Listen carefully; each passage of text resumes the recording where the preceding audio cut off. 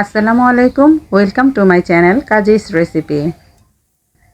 রমজানে আমরা কম বেশি ভাজা পোড়া ইফতার সবাই পছন্দ করি, তার মধ্যে অন্যতম হলো বেগুনি। আজকে আমার রেসিপি হলো বেগুনি। তো এক নজরে দেখে নিচ্ছি বেগুনি তৈরি করতে যা যা লাগবে। প্রথমে একটি বোল নিয়ে নিব, এর মধ্যে 1 কাপ পরিমাণ বেসন,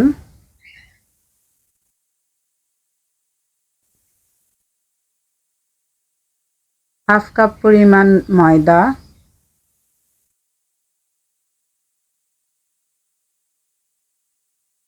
এটা আসলে বেটার তৈরি করার জন্য, লবণ স্বাদ মতো,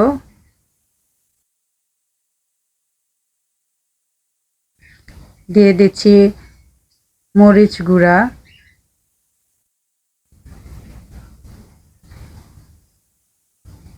সুন্দর কালার আসার জন্য দিয়ে দিচ্ছি একটু হলুদের গুঁড়া,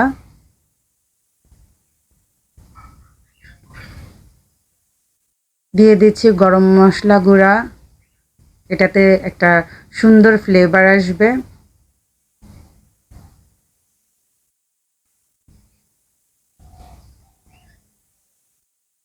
দিয়ে দিচ্ছি জিরা গুঁড়া, দিয়ে দিচ্ছি গোলমরিচের গুঁড়া,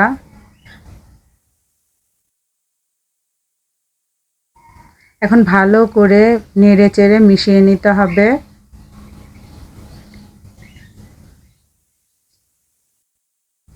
ভালো করে মিশিয়ে নিয়ে এর মধ্যে দিয়ে দিতে হবে খাবার সোডা,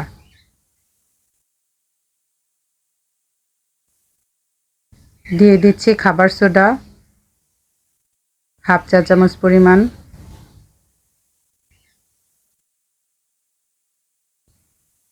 এগুলো ভালো করে মিশিয়ে নিতে হবে এবং অল্প অল্প করে পানি দিয়ে ব্যাটারটা তৈরি করতে হবে।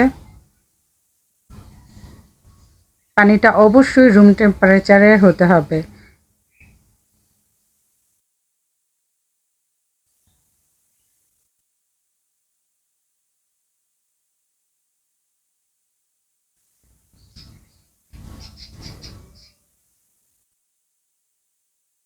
একবারে পানি দেওয়া যাবে না, আস্তে আস্তে পানি দিয়ে তৈরি করলে ব্যাটারটার মসৃণতা খুব ভালো হয়, মসৃণ হয়। সেক্ষেত্রে দেখা যাবে যে আমরা যখন বেগুনি তৈরি করব, বেগুনিটা খুব সুন্দর হবে। আর এই ব্যাটারটা তৈরি করে কিছু সময় রেখে দিলে বেগুনিটা ভালো ফুলে। আবার সাথে সাথেও তৈরি করা যায়, কিন্তু কিছু সময় রেস্টে রেখে নিতে হয়, 10 থেকে 15 মিনিট রেখে নিলেই হয়। তো ব্যাটারটা ঠিক এই রকম থিকনেসে হতে হবে।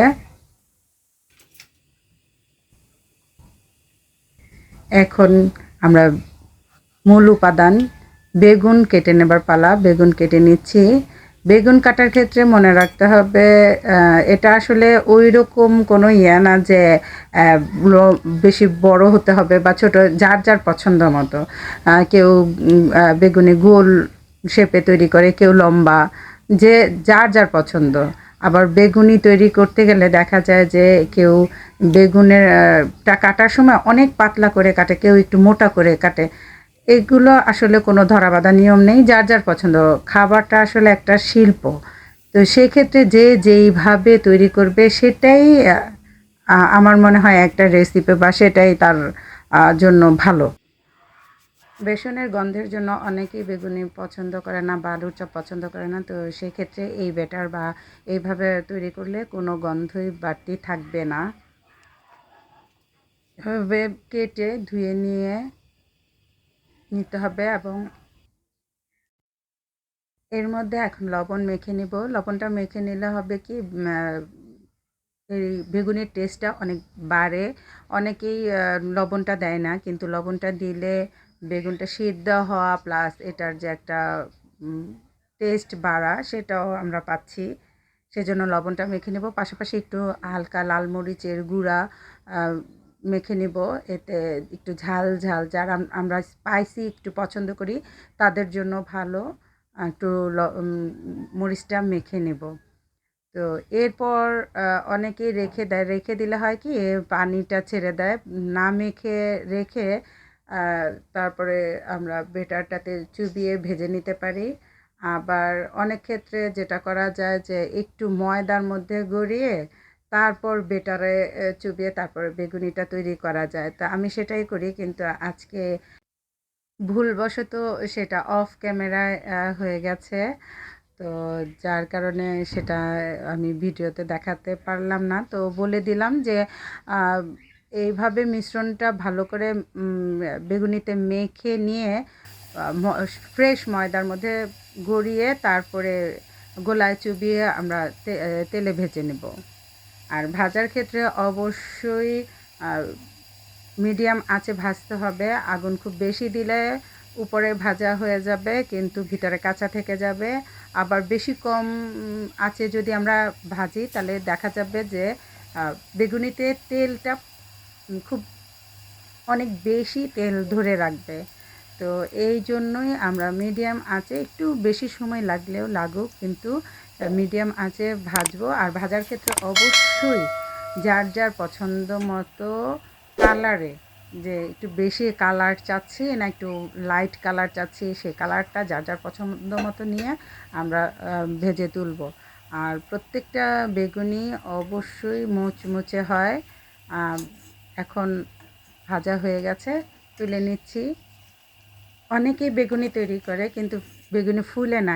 তো আমি আশা করছি যে এইভাবে তৈরি করলে অবশ্যই বেগুনি ফুলবে। একে একে বেগুনি তুলে নিয়ে এখন পরিবেশনের পালা। তো হয়ে গেল মজার স্বাদে বেগুনি, যা আমরা বাসায় তৈরি করতে পারবো, যেটা অবশ্যই স্বাস্থ্যসম্মত হবে। দোকানেরটা কিনে খাওয়ার চেয়ে বাসায় তৈরি খাওয়া অনেক ভালো। এতে রমজানে সুস্থ থাকা যায়।